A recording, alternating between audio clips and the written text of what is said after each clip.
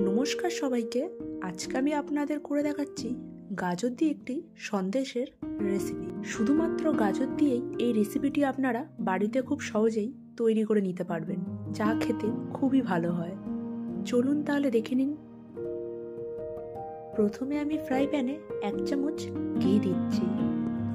এরপর আমি কিছু গাজর আগের থেকেই পেস্ট করে রেখেছিলাম সেটা দিয়ে দিচ্ছি। দিয়ে এটা আমি একটু ভালো করে ভেজে নেব।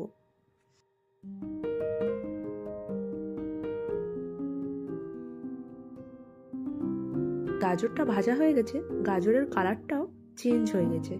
এরপর আমি 500 লিকুইড দুধ আগের থেকে ফুটিয়ে রেখেছিলাম, সেটা অল্প অল্প করে দিয়ে ভালো করে নাড়াচাড়া করতে থাকবো।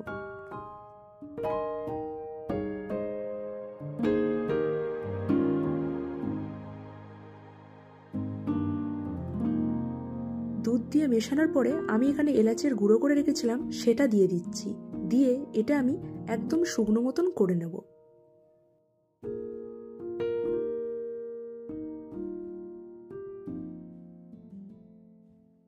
এটা অনেকটা শুকনো হয়ে গেছে। এরপর আমি এর মধ্যে 1 চামচ চালের গুঁড়ো দিচ্ছি আর 1 চামচ চিনি দিচ্ছি। দিয়ে নাড়াচাড়া করে এটা আমি আরেকটু শুকনো করে নেব।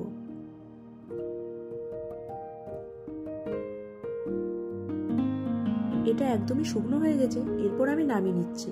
নামিয়ে গরম অবস্থাতেই প্লেটের মধ্যে এটা আমি সেট করে নেব। দেখুন আমি কিভাবে করছি, আপনারা ঠিক এইরকম ভাবেই করবেন।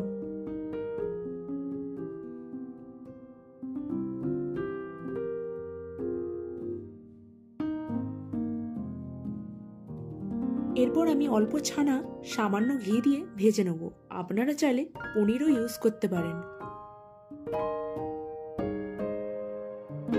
এরপর এর মধ্যে কেশর দিচ্ছি আর 1 চামচের মতন চিনি দিচ্ছি। যদি আপনাদের কাছে কেশর না থাকে আপনারা নাও দিতে পারেন।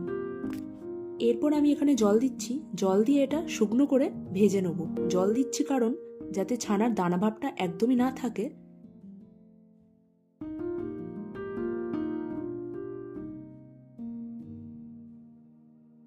ছানাটা ভাজা হয়ে গেছে।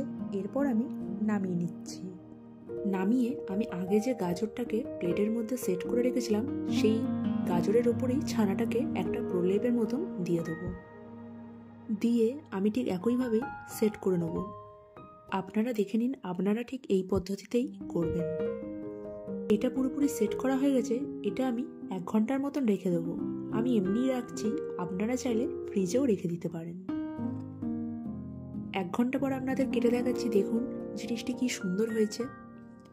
এইভাবেই আপনারা গাজর দিয়ে সন্দেশ বানিয়ে বাড়িতে অবশ্যই খেতে পারেন, যা খেতে খুবই ভালো হয় এবং গাজর স্বাস্থ্যের পক্ষেও খুব উপকারী। রেসিপিটি ভালো লাগলে আপনারা অবশ্যই লাইক, শেয়ার, কমেন্ট করবেন এবং কে কোথা থেকে দেখছেন অবশ্যই জানাবেন। সাথে নতুন নতুন রেসিপি দেখতে পাওয়ার জন্য অবশ্যই আমার চ্যানেলটিকে সাবস্ক্রাইব করে দেবেন।